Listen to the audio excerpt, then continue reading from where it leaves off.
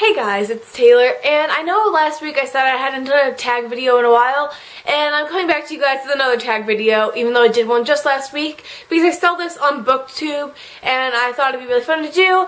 And yes, this is the Coffee House book tag. And Katie Tastic did this video, that's one I saw at least, so I'll link her video down below. And it just has different kinds of coffee, and then you pair a book with it, so I thought it'd be fun to do. And some of the books I feel like get picked a lot. Like, I've only watched one video about it, but I feel like I talk about the same books a lot. So sorry if that is the case. I try to bring in some different books this time, but here we go. The first question is black coffee. Name a series that's tough to get into but has hardcore fans. For that, I picked Shatter Me by Tahira Mafi, and it took me forever to even start to read this book. I just was not getting into it, and I stayed like on the first 12 pages for a long time. And then sometime, I don't really remember when, I guess the end of the year, I just powered through it and was like, I need to read it. And I ended up really liking it. I feel like I need to keep reading because I feel like everyone always says the series gets better as it goes on. I just have not done that yet. But I feel like this book has a ton of hardcore fans and it gets good, but I feel like at least for me, I feel like I had to work into it. The next kind of coffee is Peppermint Mocha, and that is name a book that gets more popular during the winter or festive time. And this one is obvious. I feel like everyone kind of knows. It is obviously Harry Potter and the Sorcerer's Stone by J.K. Rowling. And I just obviously love Harry Potter. I feel like all booktubers basically love Harry Potter. And just reading it during Christmas time, during the fall going into Christmas really, is like the best time to read these just because you feel like you're in Hogwarts, and it's great. I love it. Next is Hot Chocolate, and that is a book that you loved as a child, and I sadly do not know where this book is right now, but I loved Super Fudge by Judy Blume, and I don't know why, I just remember reading it over and over again, so I'd really recommend that if you're into, like, if you want to read a children's book. The next kind of coffee is Double Shot of Espresso. Name a book that kept you on the edge of your seat from start to finish. And for that, I picked my favorite book, pretty much. I don't know why, I've been obsessed with this book since I started reading it back in Christmas, I guess it was, and it is Don't Look Back by Jennifer L. Armentrout. Like, I just am really into like the crime / mystery / thriller books, and this is definitely one of them. Obviously, it was not the most gruesome, like it's still like YA teenager, but it's still amazing, and I love it so much. It's so great. I really recommend it for anyone who wants to read kind of like a adventure crime book. Next is Starbucks, and that is a book you see everywhere, and this one again is kind of obvious. It is The Fault in Our Stars by John Green. I feel like this book, I mean, obviously, I know this for a fact, this book took off when they made it into a movie and everything, but I feel like I see this everywhere, and like they have a new edition of it that's like silver and has like all this other information, and like I like this book, but I wasn't like full on in love with it. And maybe at one point when I first read it, I was, but like since it's got really hyped up, like I really love it. I like the movie a lot, I love the book a lot, but I'm not one of those die-hard fans of it.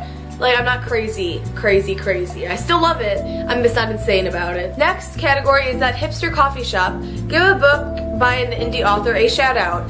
And like, I don't really know exactly what this is categorized as, but I recently just read this book, so I thought I'd talk about it. And it is OCD Love Story by Corey Ann Hadu.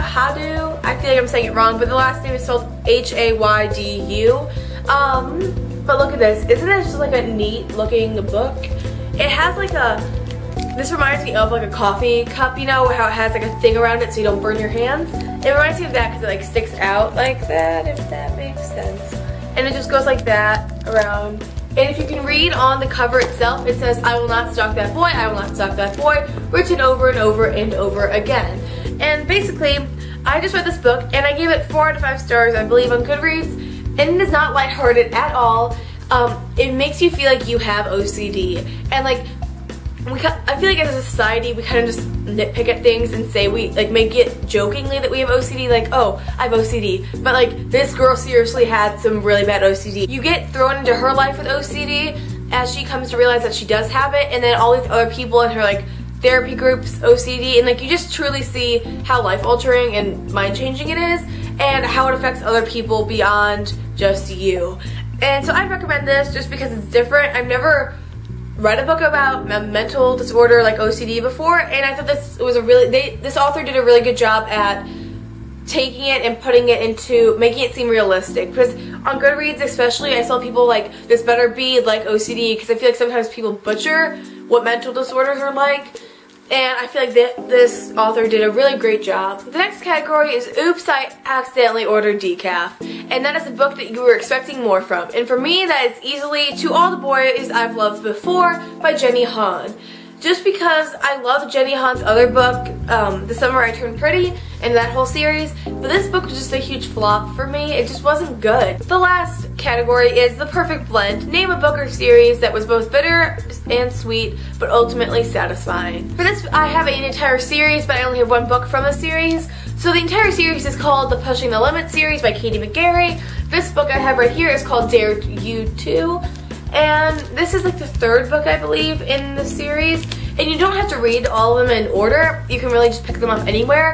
If you do read them from beginning to end, it makes more sense. It's kind of like Stephanie Perkins and the French Kiss books. All the characters kind of get incorporated into the following book. So that's why it's kind of a series. But I love these books so much because they seem like they could be stereotypical situations, but McGarry does a really, really great job at making them seem realistic and having the characters deal with real life problems, and I just loved it so much. And they cover some heavy topics, drugs and alcohol and like abuse and stuff like that, but they're just really, really great books. I love them so much. I wish I could own all of them. So that is all for the coffee shop book tag. I hope you guys enjoyed this video. I had a fun time filming it. And again, I'll link Katie's video down below. And until next time, I'm Taylor. Bye.